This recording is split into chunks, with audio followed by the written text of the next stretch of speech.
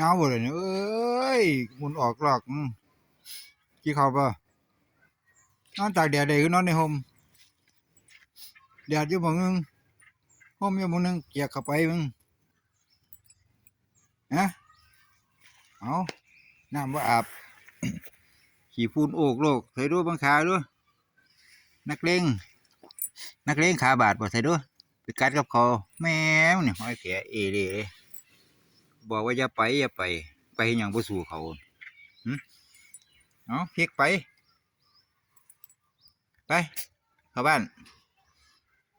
เขาอยู่บ่เบิ่งห้อยแผลด้วยนี่นี่ห้อยแผลทายไปพองเบิ่งด้วยนี่นี่กัดกับเขาบ่สู้เขาต้องไปเฮ็ดหยัง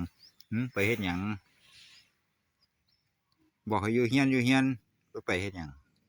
จังมาทำตาสแลนเอาอย่ากลับไปไปเข้าบ้านไปกินข้าวข้าวเช้าไปหนาวบ่ไปได้ดิไปได้ดิ